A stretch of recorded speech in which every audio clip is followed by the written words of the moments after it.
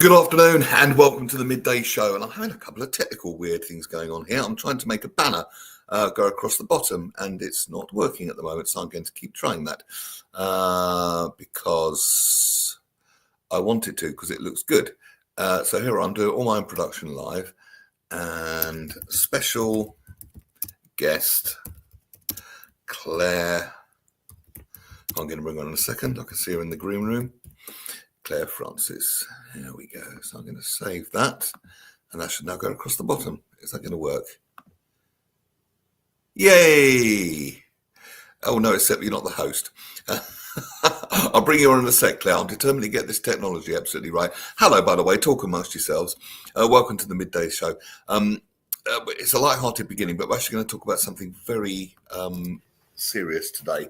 And it's one of those subjects that it's not comfortable to talk about. It's a subject that angers me actually quite a lot. I'm going to really drill down into it when we speak to Claire, but it's a very important subject. And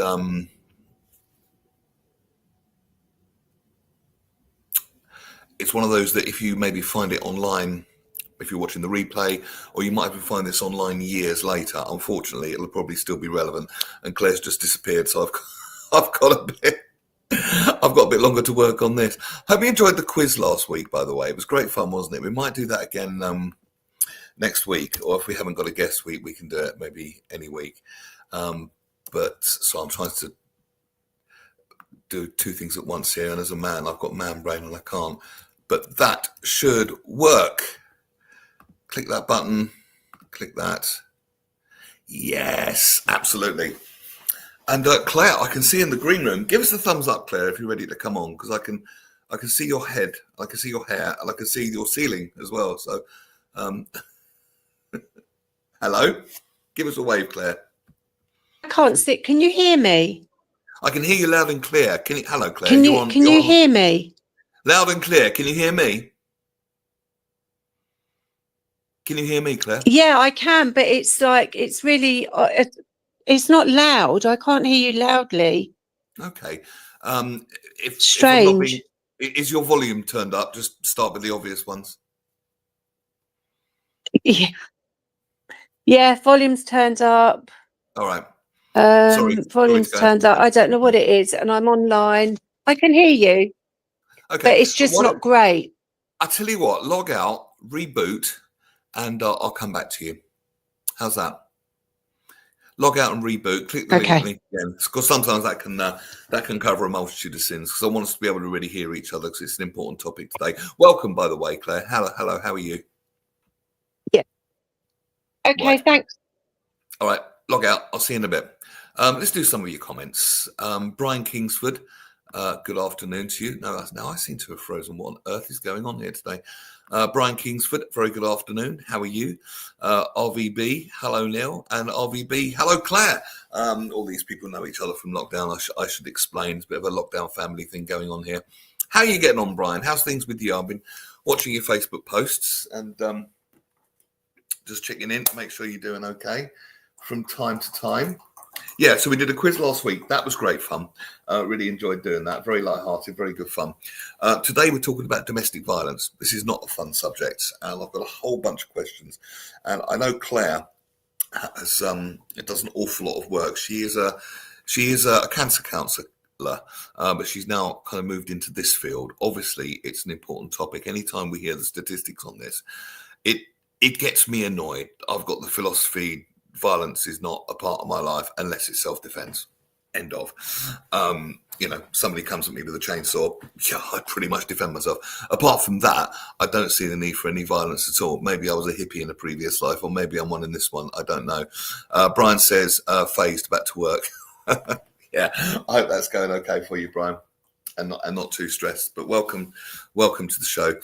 So we're going to have a good old chat with Claire about this. Any more comments or any questions? Anything this, raises in you or brings up thoughts or feelings in you that you want to share, please do. You can send me a message on private chat if you can get that. If you'd rather be anonymous, That's all good, and we will put some helpline numbers up towards the end of the show. Shall we give Claire a go again? Hello, Claire. Can you hear me now? Yeah, I've got my headphones on. I've come on my big speaker now, so that's better. Fantastic! Sometimes a reboot can really solve a multitude of sins, can't it? Yes, exactly. For How some are reason, you? Yeah, for some reason it wouldn't work properly on my phone. But anyway, never mind. Well, I'll tell you what. I've got a friend who, when he's on his phone for more than an hour, it gets hot, and if it's about to blow up. I'm not about to blow up, don't worry. Okay, that's good. It would make some interesting visual radio. Russ Kane is greetings from the tube carriage where I'm watching above ground currently. That's our founder of the Midday show, Russ. So we better be nice to him, give him a shout out. And Barry J. Allen, good afternoon, Neil. Russ always posts these pictures of an empty tube carriage. It's like he likes to pretend he gets his own tube carriage because he's super famous, but it's really just because it's off peak. But I don't want to break that to him. But Claire Francis, you've been on before. Tell us a little bit about yourself, because we've done loads, but primarily a cancer counsellor. That's certainly when I got to know you, wasn't it? Well, yeah, I think when we got to know each other was through lockdown, wasn't it? And That's right. and our friendship has just kind of stayed and grown and over the years, which is lovely. And I was studying, I think at the time. Was I studying, or I might have just finished studying? And then I volunteered as a counsellor at Macmillan, and where I was there for many years, I think for about 4 or 5 years through COVID. And but the business has kind of like expanded now. So although I'm counselling with cancer, because it's like when you first start up at work and you're doing these things, you think, oh yeah, that's a really good name, and at the time it is a really good name, counselling with cancer. But I'm doing lots more now, so there's it's broadened. So I work a lot more in various different areas of mental health, and lots of it could be returning to work. I do lots of bereavement, lots of grief counselling. I do lots of domestic abuse. I do just people's people have problems, and it just depends what they want to bring, what it is that's troubling them, moving house, relationship breakups, whatever it may be, work problems, all kinds of things. Why the foray into domestic violence? So it's kind of an area that I've fallen into, really, Neil, to be honest with you. I think it's becoming less of a hidden subject. It's becoming out there a lot more. I think there's a lot more education out there now, and it's being highlighted. I mean, the statistics aren't good, are they? No. Tell me some statistics, if you will, please. And these are quite. I haven't. You're probably better at that. Yeah, you're probably better at that than I am, Neil, really, to be honest with you, when it comes to statistics and numbers. But, all I know is that from where I'm working and where I'm sitting, it's growing. And I think people are beginning to realise as well that they're in these relationships that are either controlling or emotional, or or domestic. There's different things to domestic, isn't there? There's financial, there's abusive. Well, it all falls emotional. under an umbrella of what could loosely be called coercive control, couldn't it? I mean, there's various words that are bandied around from time to time, and with good reason. And then the problem is suddenly everybody's using them, and it kind of dilutes the importance of the message. Narcissism was a recent one that was all over the place. I mean, I've even seen tests online to test if I'm a narcissist. And by the way, my level's very low, even given my job, which is unusual. People in this game. Coercive control is the new one that's been sort of coming into our lexicon, because that's recently become a crime. It's hard to prove, but coercive control, like you quite correctly say, can be all things. It can be, I suppose, defined as just controlling that person in one way or another, in any way you can, emotionally, financially, even if it's just deliberately. I don't mean banter. Banter's not the same as bullying, but, bullying, putting someone down, making them feel bad, and my theory is, and how useful this is, I don't know, but people that do that feel very, very bad about themselves. But And the only way they can feel better is by kind of projecting that bad feeling out on someone else and dragging them into their nasty little web. But the thing is, number one, it doesn't work. All that does is destroy the other person. But it needs to start with themselves. But I've never heard a narcissist say, "Goodness me, I think I might have a bit of narcissism about me. I need to address that." They don't say things like that because they think well, they're so self-centered. Well, they're so Yeah. self-centered, and everything's around them, and everything, is what they're, they just think everything's about them, and they just abuse the other person, so that to feel their ego in a way. It's like many narcissists have a high ego and a very low self-esteem, and they that's thrive why on they drama bully. as well. Yeah. So anything to create reaction, to create drama, to create. It's almost like dealing with a child in an adult's body. Any attention is better than no attention at all. Yeah. So if I have to kick off, be rude to someone, create drama, be controlling towards someone, it's kind of their narcissistic supply. Russ asks, has domestic violence increased since lockdown, Claire? Yeah, it has. And in lockdown, I think that's where the figures really shot up, because everybody was indoors and there was no escape to get out. And you find as well around like big games as well, like big like football games, you find things like that can happen around them, because people go out and they drink and they're social, and then their teams lose, and then they come back home, and this Agony and isn't just ecstasy. this is men and women. I'm not just and then they come back home, and then that's when the violence This is starts. something I just cannot understand. It's just a game. Yeah, It's just a game. I mean, I'm not particularly into football, as you know. I'm not a particularly sporting kind of guy. But if England are in the final on rare occasions, or in the Euros or something like that, I'll watch and I'll have a few pints and I'll shout at the TV and probably maybe swear a bit. But at no point do I ever want to be violent, whatever the outcome. And as a DJ, I've DJed in pubs when there's big games on, and I pray that team wins, because the atmosphere can turn on a dime when it doesn't. Absolutely. Surprisingly so, given that it really is only a game when you think about it. And you said men and women too. I just want to put this caveat in. I think it's something. I might look up domestic violence statistics actually now, but what I wanted to say, it's not just men to women. People think the ratio is something about 97% men, 3% women. It's actually a lot bigger than that for women. It's about 70-30.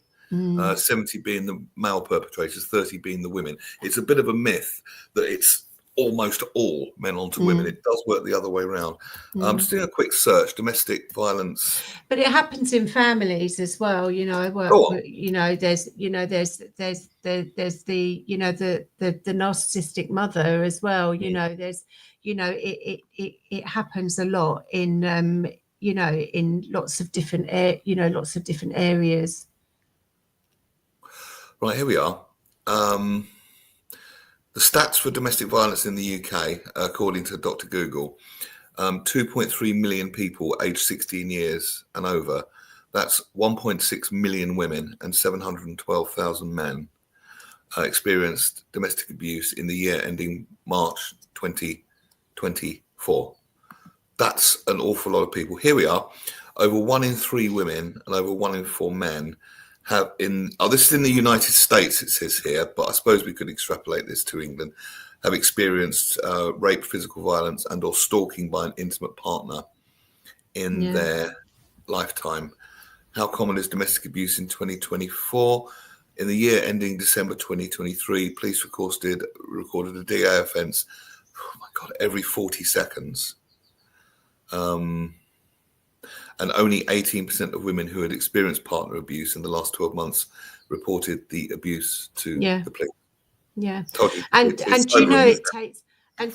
takes for somebody to leave somebody in that situation, it takes them about 7 attempts to leave the perpetrator.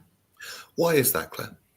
I think because they keep going back and they feel that it's going to change, or they've got the trauma bonding, with the trauma bonding, whereas that they fall in love with the perpetrator, and they Is that the same as Stockholm hostage. syndrome? Yeah, same as Stockholm syndrome. Right. Can you just explain that a little bit more, please? Trauma bonds. So I the hear that term come up an awful lot on a lot of therapists. Yeah, sites, it's a bit of trauma a bonding. it's a bit of a buzz, I think, at the minute. And please. but it's kind of the Stockholm syndrome was when the bank robbers went into the bank to rob the bank, and the hostages fell in love with the with the robbers, because Fell they in weren't. love. Well, they fell in love, or they liked them, and they didn't, because the robbers weren't there to harm the hostages. The robbers were there to rob the bank. So they didn't fight. There wasn't any real abuse from the hostages. But isn't that something a toxic partner can hide behind? I'm only doing this for your own good. Yeah. Which is only a short hop to you be nothing without me. Yeah, because that's the gaslighting, isn't it? That's gaslighting, and it is gaslighting. I'm just going to grab a book which is about 2 meters away from me. Stay there. Yeah. Are you familiar with this book, Pat Craven, Living with the Dominator? No, I'll have a look at it. Yes, very, very good. It's something which my girlfriend told me about. She does a lot of work with Sutton. Yeah. Fantastic work locally, by the way. So I just want to bust a myth. Particularly if you're in London, but anywhere, there are great resources that you can reach out for. If you're watching the replay of this and it's bringing up stuff for you, and you think, oh my God, this might be me, and you're feeling scared, let me reassure you, there is very good help out there. We're going to dig down an awful lot more, and there will be some helpline numbers before the end of the show, or you can just Google domestic violence help. But this book, it's the Freedom Program, and it's basically for women that have been in coercively controlling relationships. Yeah. And it breaks it down into I'm about to do that, actually, the Freedom Program. Oh, that's what this is. That's okay. Is it? Okay. Yeah, it is. And it will be so valuable for your work, I absolutely guarantee it.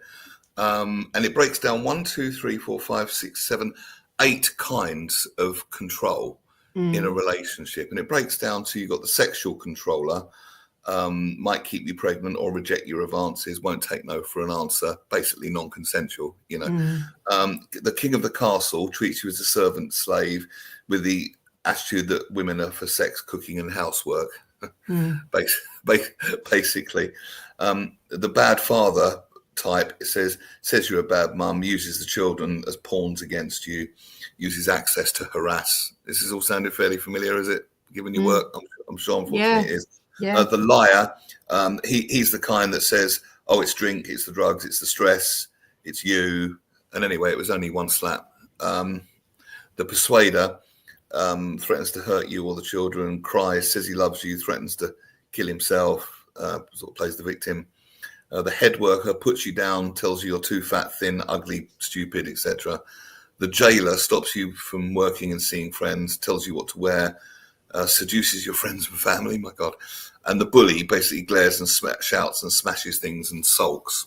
So they're all the different types of the controller. But then there's did I say 9? How many did I say? There's 1, 2, 3, 4, 5, 6, 7, 8. But then the 9th type, not a saint, but a decent human being. And that's the kind of the men that these women are now looking for. And I'm pleased to say I fall into that category, given the categories here. I'm pleased to announce. But what I got from this book is it's almost an unconscious thing. All the men that are doing it think they're perfectly right. It's just the way things are. They don't know there's anything wrong, so to speak. Maybe it's a hangover from the patriarchy. It's very, very old school thinking. I mean, some of those things I was quoting there, it's like sexist jokes that we used to hear in the 80s: wife, washing, ironing, fucking, etc.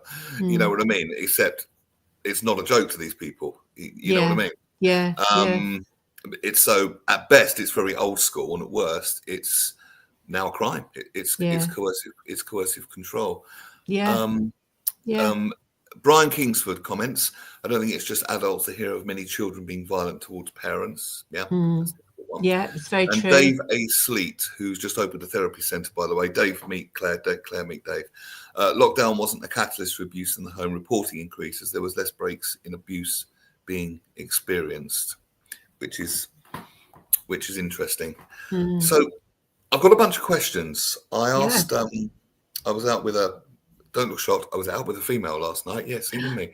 And I wanted a female point of view because it's from the horse's mouth, isn't it? These are people that have hopefully not, but would maybe have unfortunately experienced it, or would certainly understand what it's like to be a female, which is something that I can't, no matter how hard I try. When you can't just leave, I don't mean I try and be a female and dress up. One day a week, just for fun. No, but when you can't just leave, why is that? Why can't people looking from the outside would say, well, it's obvious, just go. Why is that bad advice? Or I think that they don't know how to leave, and they're scared of where to go. Where are they going to go? Who's going to want them? Because they've been told so many times that that they're not worth useless it, and worthless, and useless, worthless. Their they've had a real number self-esteem, run on them, so their self-esteem is at an all-time low. their self-esteem is at an all-time low, and they don't leave because they don't want to leave, because part of them knows that it's not right, but the other part of them just can't leave because they're in this trauma bonding, they're in this bonding with them, and the devil, yeah, sometimes, yeah. Who's going to want me? Who's gonna? There's lots of reasons why they don't want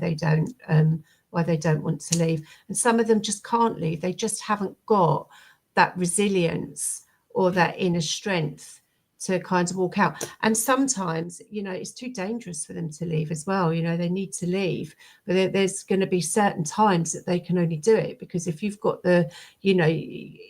they know everything that you're doing. Sometimes they'll take you to work, they'll bring you home from work, they'll ask you who you've been talking to, they'll ask you who you've not been talking to. It's like, when they're going out, it's like, they could be round the corner, or they could be just on their way back home. There's lots of reasons why they can't leave, because they've been so ground down. Yeah, they're so ground down. So what can they do if someone is watching this and they're in a situation where they're being, and it can be physical, it can be verbal, it could be financial, it could be sexual, like we've discussed. If there's an element of control and the person watching this just knows in their heart that this just isn't right, but they don't know what to do, what can they do? Well, they can reach out. There's lots of charities out there, and they can reach out to the charities that they can call up and they can speak to, and they will find ways to help them, to help them leave. Some charities, I know you get caseworkers, and some charities you get, you get people that you can talk to. So there is help out there. There is help out there, yeah. I'm just going to put the number for the domestic abuse hotline, 0808. 2 seconds. I'm just going to pop it on here now. There's so much more I want to ask you. But it's a good Neil, can you hold on one sec? Yeah, I'll take you off for a second, Claire. Let's put this domestic violence hotline. See, I can't see I'm not painting myself out to be a saint. I'm not, but I cannot see the joy in controlling anyone. I don't understand it. I have a girlfriend. I love her very much. The idea of trying to control her, who she talks to, who she sees, what she wears, I just don't get it. I just don't get it. I really just don't get it. That's the domestic violence hotline. Let me just double check that. 0808 2000 247. Yeah, that's correct. Also with a lot of these websites, they have a kind of emergency button. If this person really is micro watching you, there's a button saying leave site. And if you just flip that button, it'll go straight back to Google. And I believe it doesn't store in the phone's history as well, as far as I know. Might want to double check that. but they are aware of people being micro-watched and micromanaged. You know, the Ask for Angela thing, which has had mixed results. For the benefit of those watching around the world, Ask for Angela is a kind of a code word that it's really designed if you're out on a date and it's, you know, they're not who they said they were. It's a bit creepy. You're out by yourself. You're in a bar. You might be in a different town and you feel under threat. The idea is you can go up to the bar staff and just ask for Angela and they will know that as a code word and get you out. And it's had mixed results. Shall we say. It's a good idea. It hasn't worked as well as people would maybe have liked it to. So I understand through talking to various women. But shouldn't there be a universal sign that we all know? And this is an idea that came out of my discussion last night. Wouldn't it be nice if there was some universal sign, like the Masons have a secret handshake, but there's something that we all understood that you could communicate to one person non-verbally, and then they would know that you needed help. Yeah, I think that there is a universal code. Yeah, I think that there is a sign that you can use to people, but I think it's about. But I don't know what it is. What is it? See, I don't know. Yeah, I can't remember if there is. I think I have seen somewhere that there is a sign, but the thing is, it's getting this information out to people, isn't it? And that's what it is. So all this help and all these charities and all their different ways of doing things it's about being heard and about that information being shared amongst people so that we know what those signs are. Somebody could be, if you don't know about it, Neil, and say I'm sitting at a train station and I'm going to like that because I need help, and you don't know what it is, you wouldn't know. You wouldn't know, would you? No, so it's about us, I guess, as an individual educating ourselves, but it's about having platforms for it to be able to get out there as well, you know, and to be able to talk about these things. Like here, and like what you do as well. Yeah, which we're going to dig into more later about the webinars that you're running. So a universal sign would be a good idea. Also, this came up last night. It was a very interesting discussion. She said, reflect, because narcissists tend to be grandiose.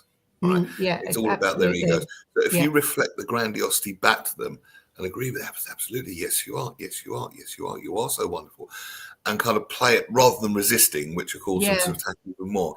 If you can play into that and they really believe, and then you just wait for the weak spot. Yeah. And make your exit on the weak spot. Yeah. This is a very smart woman that I was talking to last night. And number one, I thought she's very smart. And number two, I felt very sad that she would even have to know these things. Yeah. And have to play these bloody games. You know, what else are we talking about? Or is there a way of passing a note to someone, something like that? You know, help me, I'm in trouble.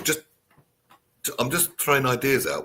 Yeah, I mean, you can do, but then you have to be really careful, because if they catch you passing that note to somebody, they might pull the note back, and you know, and see the note, you know, like that you need help, and you know, sometimes there's only certain times that you can make calls, and you know that you have your calls with them, or you know you have your counselling sessions with them, and they might be in cars, or they might be going out for taking the dog for a walk, or you know you have to be really careful, and you have to be really careful how you communicate. You might not be able to phone them, you might not be able to, you know, speak to them, because you don't know who's going to be there on the phone. So it's, you know, it depends, you know, who you're kind of what kind you're dealing with, I guess, doesn't it?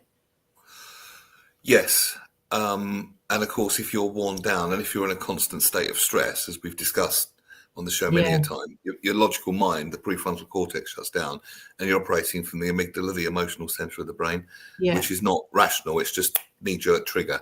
So, you know, people aren't likely to make good decisions in that. So what I want to say to you, if you're watching this, and I'm talking directly to you, if you're watching the replay or watching now and you are experiencing this, number one, you're not going crazy. It's not you. Absolutely. You have been gaslit, and get yourself in a healing group like your webinars, which we talk about in a moment. There's an awful lot of healing power in a group dynamic. I've seen it before with different things online, and you will come to realize that it's not you. And then, because I think thinking that you're bad and you're the one in the wrong is one of the most disempowering ideas that you can entertain as a human being. And if you've got some idiot who's constantly in your ear, putting you down, making you feel bad, you're too fat, you're too ugly, nobody will want you, you'd be nothing without me, all that bullshit, it does start to go in. Well, But it's not you. It's not you. This is what I want to say. It's not you. It's not you. It's not you. When it's safe to do so, reach out for help and begin the journey. And it is a journey of healing, I would say.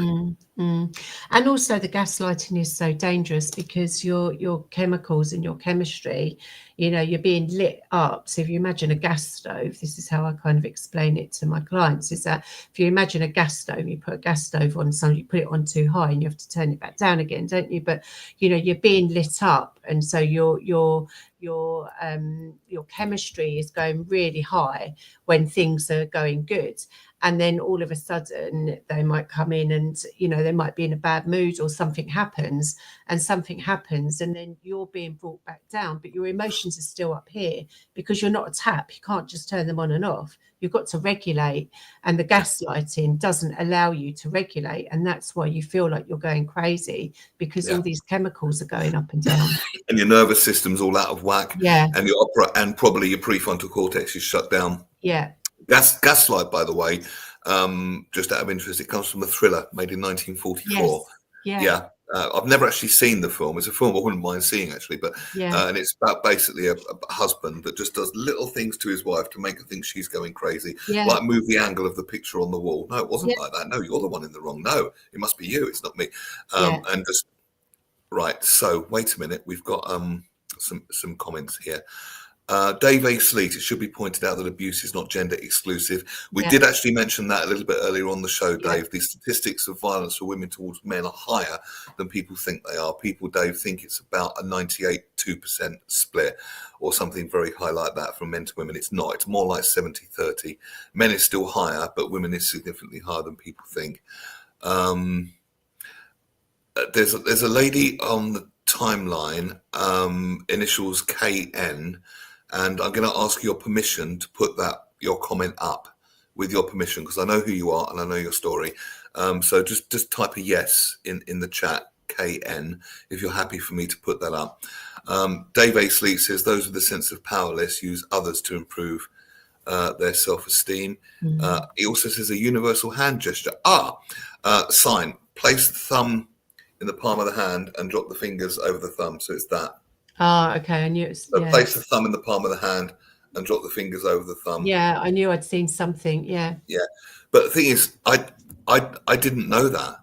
And thank you, Karen. I tried 6 or 7 times to escape. We got permission for to put it on, and it is difficult. Now I've met Karen, and she's a lovely lady, and I've met her new partner, who's a great guy. So I want to use that as an example to give you a sense of hope. If you are watching this, you can come through the other side, and you can meet a wonderful man who's described in this book as not a saint, but just a decent human being. Yeah, and I think I did mention that it takes up to 7 times to attempts to get out of the relationship. Oh, hang on, Dave's saying one hand. One so hand. It's that. Yeah. That. Yeah, I knew there was something. I said that, didn't I? But I obviously didn't close my hand. You did, and it's good to put it out there. So, and the more awareness of that. So if someone comes up to you and does that, you know they need help. It's kind of a universal code. I've got a code with my daughter. If there's something that she never ever calls me, ever, and if I know if she uses that word, then I need to pay attention bloody fast. Something is going on, because she never ever calls me that. Yeah. Oh goodness! My last attempt was a suicide attempt, so I could see no other way out. And this is what they would have you believe. Yeah. But it's not true. There is a way out. There's always a way out, and that's not it. And I'm so sorry that you felt that low. But I do know that life has improved significantly for you, Karen. And that's a wonderful thing. And thank you for sharing the story with us. Dave says that's it. Thank you, Dave. What is, and this is a question that came up. So let's say everybody knew this symbol, right? Let's just imagine that everyone in the world knew that. And let's say there's a guy that runs a shop locally. He's fairly well known locally, and someone comes in and does that. doesn't that drag him in? What's the responsibility of other people? I mean, who wants to be dragged into a situation where there could be violence? And it's a fair question because people don't want to get involved, and I don't blame them. I can see why. So, what is, if someone does do that and they are signaling they need help, what is a safe way to do it without dragging yourself into the melee? Fair question. It's a really difficult question, isn't it? It is. Because the trouble is, that's just the trouble, isn't it? I think with society today, is that people don't want to get involved because there's too much fun. You don't know what you're dealing with, do you? There's so many weapons. Well, no, on but the I can street understand now. that. We hear so many awful stories, and I can understand why people don't want to get involved. But it's a bit like Crime Stoppers. You can call anonymously, if you like. So I don't know what's the answer. Subtly make a phone call. That kind of thing. Give the local police a ring. I'm just thinking out loud really here. There's no point in trumpeting it particularly. In fact, that might make it worse. I mean, you could, if you felt brave enough, you could ask the person to come aside, I suppose. Do you ask them to come aside, or do you need some help, or because the thing is, if the perpetrator's there and they hear this, are they, what are the what they're likely to do? Yeah, exactly. If and they don't get away. Yeah, and it could be, I suppose, it's really difficult for me because I like to think I'll be the kind of person to help, but equally, you don't help a drowning man by jumping in after him. You throw him a rope. You don't help the poor by becoming one of them. You don't help the ill by becoming ill yourself. You don't help domestic violence victims by becoming one yourself. I guess if you were sitting in the same place as them, you could call the police and say, we've got somebody here, or you could let the managers know if it's a pub, there's ways of doing it, isn't there? There is ways of doing That's it, the like universal you say. sign. Yeah. One hand, thumb, and grab it with your fingers. Yeah. Like so. Brian Kingsford says, I was in a bad marriage for 17 years, being lied to and sometimes hit before I woke up and split. And I think I stayed for the security of the home. Yeah. That's the thing. And particularly, and I'm not, no, I'll be careful how I say it, that could come out wrong. No, I think, no, I'll say it, particularly for men who feel they've got a duty, the man of the house.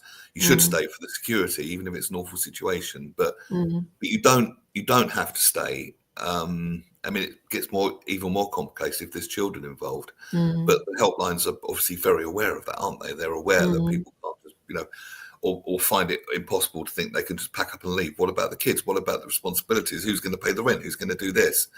But this is all understood by the people out there and with helplines, Claire. Yeah, there's lots of there's lots of helplines, isn't there, out there, and it's just a very sensitive topic, isn't it, that we're talking about, and it's just kind of Crime Stoppers callers can take them over when some calls to say they've been given the gesture. Okay. I just think it's a really sensitive subject, and I think it's really kind of it's hard to know what's the right thing to do and what's the wrong, what is the right thing to do in these situations. And it is. Even you and I, you're a trained counsellor and have been for ages, and I've interviewed people for many years, and even you and I are kind of struggling a little bit, aren't we? We're trying to fence a bit, it's kind of feeling our way around it. And this is from two, particularly yourself, a professional, and I can understand that. That's not a criticism. I can completely see why. Worth bearing in mind, though. Tell us about these webinars that you do.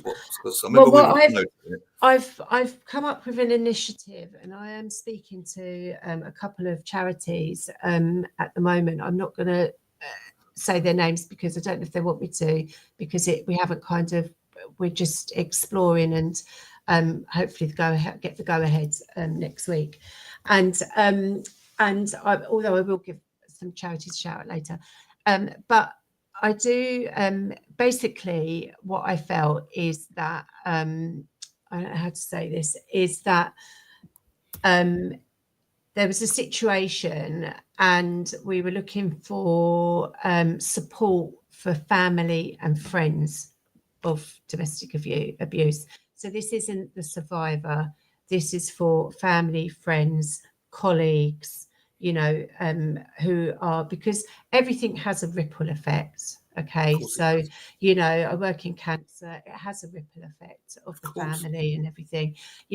Domestic violence, you can feel like you're going crazy just as much as, if you've got a family member or a friend that's going through something like this, you can feel you're going just as crazy because you're trying to help them or they won't listen to you, or and so I was trying to find out, for personal reasons, I was trying to find out some, if there was anything out there that helps family and friends. And I found a couple, very, very little, very, very, very little.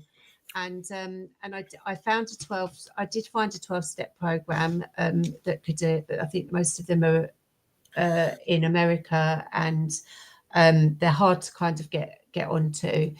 And anyway, so that was my experience. They might come back at me and say that's not the case, but that was my experience.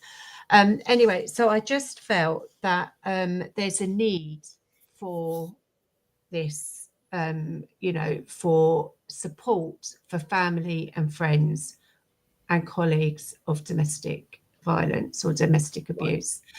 And so I'm trying to set up, or I am setting up a group. I'm going to start it online, and because we have to think about safeguarding, we have to think about how people are going to join these sessions, to make sure that the right people are coming to the sessions, and that we're not, getting perpetrators, or it's going to be safeguarded. I'm working with under an umbrella, Surrey Minds Together. So I'm going to be part of under their umbrella. So I'm going to be using their safeguarding policy. And I'm hoping that I'll get these referrals from charities, from a couple of charities that I've reached out to who have family and friends that are involved, that they can refer people to the charity, to the Zoom calls. And so I'm currently putting in place what we're going to talk about, how we can support each other. We may have survivors that will come to the videos to explain what it's like, or to have questions, so that family and friends understand what's going on. What language do we use with people that are going through the domestic violence? Because sometimes we feel like, oh, just leave them, let them get on with it. But actually, they need to know that you're still there. They still need that safety line, so that if something happens. Hang on, go back a minute. You lost me. What do you mean? Just leave them, get on with it. Help me understand. Well, I mean, sometimes, if it takes 6-7 times for somebody to leave, then that could be a number of years, couldn't it? And so you could be going backwards and forwards to help somebody who doesn't want to leave. So you might kind of, as a friend or feel they can't be helped. We've all had experiences where we all can see what's best in situations much less serious than this. You think, why won't this person? But I think what the message you want to get over, it's not that easy. When you're in that controlling situation, it looks very easy on paper. Oh, just leave. It's not. But it's not that easy. But it's also for family and friends, don't forget, are watching this as well. So it's having a safety support group for family and friends who are going through and are watching somebody going through this. And I've seen mums who've got daughters that are going through this. I've seen their daughters are battered, and and the mums are just like, I'm helpless, I don't know what to do. So it's a place for people to come that have got that support around them. And hopefully, I don't think it won't grow. I think it will grow, because I think there's a need for it. and then hopefully eventually I'll put a training program together, and then I'll go out and train people in how to deal with in this area. When you do, please come back on this show, and we'll do Yeah, like a little launch for it if you like. I would yeah, love you to use this as your forum. Can we give people some contact details about where they can register for interest in this, yeah. or You something? give them my contact details, so that's fine. And then Just they can your regular website, yeah? yeah, just give my That one? or you can email me at Claire Francis counsellor@gmail.com. I was going to pop that on the screen.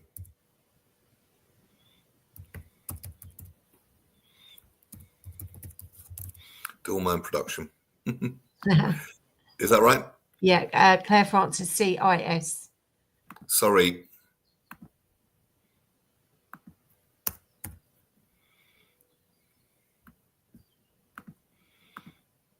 Because I feel that there's a real need out there for support in this, and I have contacted a couple of charities and they've gone, no, it's nothing, it's something we're not interested in, because they're working with a survivor, but there's no reason for something to be on the side, kind of attached to it, to help give support. So it's an initiative that I've come up with. It's something that I'm volunteering. I'm not getting paid Brilliant, to Claire. do it.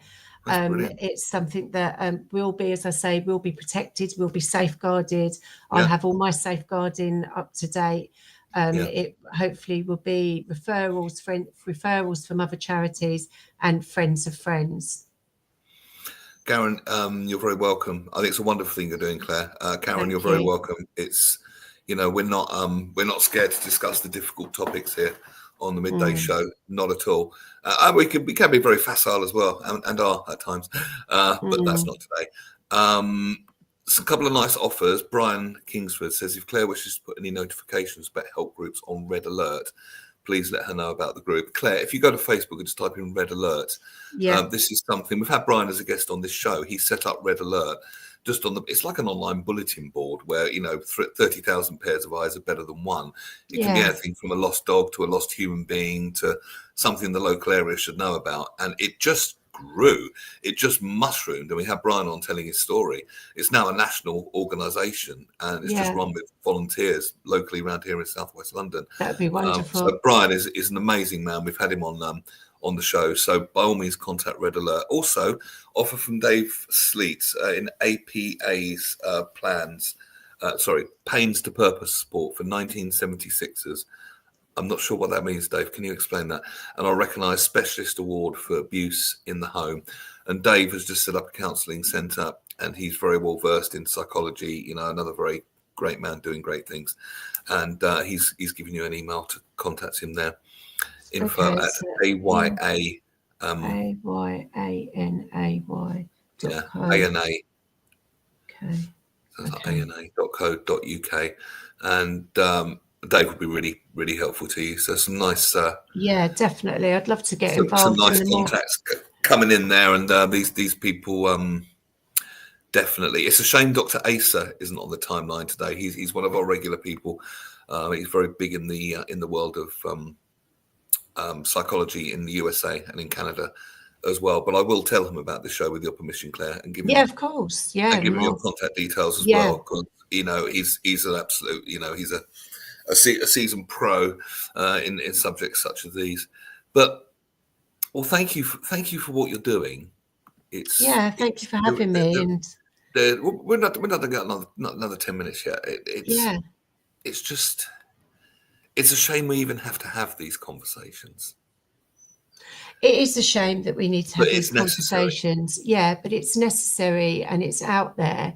And I think that, if we can, Neil, just to thank you as well, because you've always been so supportive, of my work. And I've been on here a few times now. And it's amazing Thank you. And just, just to say thank you for all your support. And I know you kind of give Welcome. me little shout outs on, Radio Jackie, and, Yeah. and support the stuff that that I do. And, did the Marsden March last year, and we're doing it again this year, and, lots of things. And so you're always very, very, great with helping. I'm your to get cheeky ally in the out world there. of radio. You're my cheeky ally, and a very funny one too. And Yeah, we haven't been very funny today, but we can't really be funny about this, we can we? can't be funny today. No, you can't be. But I think that this is help that's needed out there, and I love helping people where I can help people, and I just feel that there's a need. And as I gain more experience, I mean, I'm doing lots of training. I've been doing lots of research, lots of information, trying to provide as much information as I possibly can.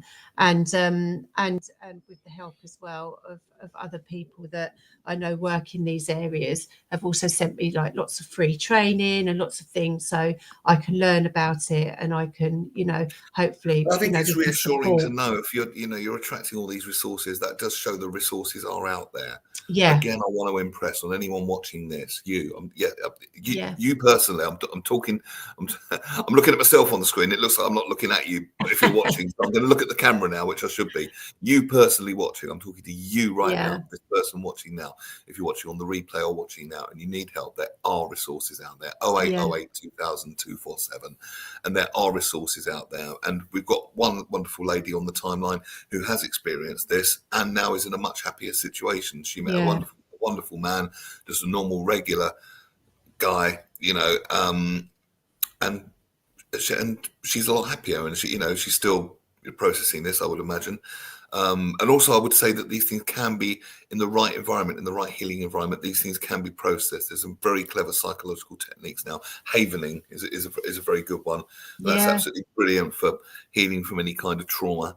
That's been used on soldiers that have experienced post-traumatic stress disorder, or shell shock, as they used to call it, and they cleared up a case of PTSD within an hour. I know it's hard to believe, but the technology and the psychotechnology has evolved to such a point now that it really is possible to deal with these things an awful lot more quickly in the right environment than you might have previously thought possible. It's not a question of months and years of dragging up the same old past things and reliving that pain over and over again. There's a lot more elegant and clever techniques available, really en masse now, if you know where to look. Havening, Havening, being one of them, and that's worth looking up as well. There's another great charity as well, which is one of our local charities, which is ESDAS, ESDAS, East Surrey Domestic Abuse Services. They are also another brilliant charity in Surrey. If anybody needs help and you're in the Surrey, because I know the one so it should be ESDAS. They are a local charity in Surrey, and I know we've given the National Domestic Abuse, but ESDAS is our local Surrey one, which is really good.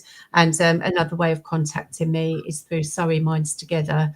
And Surrey Minds Together is a mental health charity, and they put on lots of training, and a lot of training that are that are subsidised in mental health. So they do an awful lot as well, Surrey Minds Together. So you can contact me through them as well if you and also I would say to anyone experiencing this, if your self-esteem's at an all-time low, you do deserve mental health, you do deserve well-being, you deserve to be selfish enough to put yourself first and fill your own cup. So even taking the attitude, which you might even balk at right now, well, as long as I'm having a good time, actually, as long as you're not hurting anyone, you can have as good time as you want. You know what I mean? We have to, on the plane, put your own oxygen mask on first. You cannot give from an empty cup, and you have to be full, and you have to be full with what interests you. And that is that's a kind of, you could call it enlightened selfishness. But without it, there'll always be something missing, because you're leaving yourself out of the equation. If you've been people pleasing, or even worse, walking on eggshells to try and avoid a confrontation, you may have no concept of this. So it's a question of getting to know yourself again, getting to love yourself again. What do I like? What do I enjoy? What floats my boat? What would I like to do? Well, that's the codependency, isn't it? It's coming out Yeah. of codependency to independency, But and the best relationships are, like you say, interdependent. yeah, But but that is born from two healthy adults coming together in the first place. No one's yeah, trying to control the other one. yeah, And in those relationships, it would be encouraging your partner to be all they can be, yeah. to bringing out the best in them, to But seeing even what their so, skills are and supporting yeah. them. But also, when you come out of the relationship, there's part of, you might want to be independent. You might not want to, and that's really important too. Well, To, many people tend to to bounce learn from one bad yourself. relationship to Yeah, another, and yeah, that's not what we're saying here. The best thing is to do that, if you like, self-love journey first, and then what's right for you yeah, will then come to you, if you know what I mean, at the right yeah, time. But bouncing from one bad yeah. relationship to another just because you need something, number one, doesn't work, and number two, actually isn't really particularly fair on the other person. It's not fair to you either. And It's but the thing is as well that sometimes in these kind of relationships is that they do bounce from one relationship to another, and they're so why. vulnerable that the perpetrators see, because the perpetrators see them and they see that they're vulnerable and they get their in, and then before you know Yeah, it, they're in another relationship, yeah. and it will keep happening until they have that independence, Until the and pattern breaks, but you've got to be able to see until that they you're in a break the pattern. pattern. Yeah, You have to see yeah, that you're in and a some pattern in people the don't first see the place. pattern. Yeah, yeah, Sorry, you yeah. broke up slightly there, Claire. Sorry. Sorry, yeah, you have to see that you're in this pattern. Yeah, And I mean, you might be lucky enough and get away with it, the first time or the second time, but eventually you'll see that there's a pattern, and you won't really see that pattern until you want to get out of it, and yeah, until you have maybe some therapy, or you ask for help and you yeah, learn and you educate, because I yeah. believe a lot of things are about education, and you educate yourself on these things, and then you can see that what you're doing. But until you decide to do something about it as well, it's Yeah, it has to come I from you, think and it's taking the hard. first step can be Yeah, terrifying. And I'm not saying for 1 minute it's it's not. hard. I'm sure our wonderful lady on the Yeah, timeline would be testament to that. But it also is possible. yeah, 1976ers was the year abuse in the home was made illegal. Hang on, it was legal before that. Actually, mm, do you know, I remember those days. I do vaguely remember those days where to the mm, police it was just a domestic and therefore not a police matter, and and then that changed. Yeah, I I remember that, Dave. Now you said that, as we've all got past 1976, thank God. And Karen Newman mm, obviously agreed with something that mm. I said. Whatever it was, Karen, I'm Yeah, pleased you agreed. But I hope it's we've hard delivered to a make lot. that step to leave. Yeah, Yeah, it's I hard. hope It we've is delivered a hard. lot. It is very hard. Mm. But I want to assure you once again that it is possible. It is possible. We've got a Yeah, survivor here on the timeline with us, and there are also yeah, a lot more resources available than you might have thought. And of course, in the age of the internet now, it is a lot yeah, easier to access them anonymously and all that sort of thing. So there yeah, are people that can yeah. help you, And even also, help you. Go on. yeah, sorry, and also don't be frightened. I mean, obviously if you're not in a dangerous situation, I must add, keep yourself safe at all times. But don't be frightened to. Sometimes I say to clients, have you had a little look at this website, or have you had a look? And they can be a bit like, and I'm like, I'm not saying this to frighten you. It's just that there might be something that stands out for you, that you think, oh my God, I'm doing that, or they're doing that. And then you realize what's going on and what's happening. So it's Yeah, about educate. Don't be frightened to just dip your toe in. and It I think doesn't also have to change anything. no. You can have a look, no obligation. Yeah, You don't have to buy. yeah, You don't have to buy into it. And also, it's worth saying there's a massive difference between awareness of something and guilt about something, yeah, because until you know your patterns, whatever yeah, they are, you can't change them. It's one of those things. It's not your fault you have these patterns. It probably yeah, comes to something from your childhood, but it is your responsibility. yeah, And responsibility, and I always like saying this, it's a very heavy word, and it can come absolutely guilt laden. But mm, being aware and being responsible for something implies taking positive action off your mm, own back, which you've got every right to do, as we all have. and not being a victim to something. It puts you at cause in the situation, Yeah. rather than being at effect or a victim. And a way I love is writing it like that, having the ability to respond, the response Yeah. ability. Yeah. And I love that. it's great, isn't it? Because Yeah. it doesn't come layered in guilt. You know, Yeah. I mean, all my life, the teacher would say, "Who's responsible for that?" It was never who's got the ability to respond. The teacher Yeah. never said that. So it's ingrained into all of us. But do remember, and it The might be worth ability saying to that you're a lot more respond. powerful than you probably think you are, and Yeah. stepping into Yeah. that power and getting to know and love yourself as a unique individual, and then sharing that in an interdependent way with someone else Yeah. is a beautiful thing. And Yeah. maybe if you're watching this, that's the reason why you're watching, and it's the journey you're on, even if you don't know it yet. And I wish you well. Yeah. Claire. Yeah, Neil, I just, thank you for giving me the platform today, but also, You're welcome, Claire. You are welcome on this platform anytime you like. You yeah, got my number. Drop me a yeah, text. You're welcome on this platform anytime you want. 100%. yeah, thank you so much. And I just really hope that what we've talked about today has helped somebody. And, or if not, if you look back and you want to, re-record, re-listen, or of all the information that's on here, please do. And please share the video with your friends and family to let them know that we will be starting these groups up. And if you want more information about these groups, counsellingwithcancer.co.uk, or of course your other iteration of what you do if you want cancer counselling or any other kind of counselling. You don't just counsel on this. I know we focused on this for the whole episode, but you do have many things on your menu of counselling. Claire Francis, with an I, counsellor@gmail.com, or Estas, what's Estas again? That is the local charity, East Surrey Domestic Abuse Services. They are in Reigate in Surrey, I think. So that's just local because I'm Surrey. So they're just the locals. And obviously you've got the Women's Aid, you've got the National Domestic Violence. If you go onto NHS, there's stuff on there. And we go to .gov.uk, there's stuff on there. So there's lots of information out there. Minds Together. Well, and Surrey Minds Together is where I'm going to be sitting under their umbrella.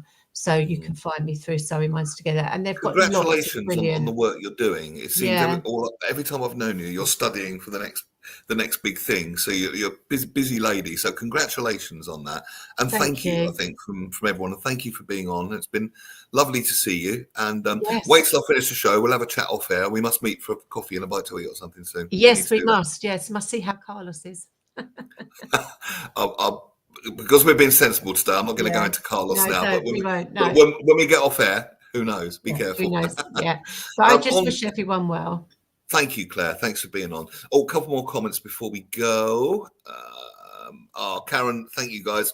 Karen, sending love to you. Thank you, Karen. And Dave is looking forward to speaking to you, Claire. APA will definitely be of interest. So another resource there for you. Thank you, Claire. Dave. Russ and the gang will be back on Friday. Jonathan Baz, theatre critic, and Chantal Ricard, screen queen, will be here on Friday with all the good stuff to watch because there's so many channels now. It's hard to keep up with it. Chantal's your woman there. The theatre equivalent is Jonathan Baz. The inimitable Phil Dave and Russ Kane going to be here on Friday, and I'll see you next Monday with Russ. Next Wednesday, if we don't have a guest, I might do another Wednesday afternoon quiz because that was quite good fun last time.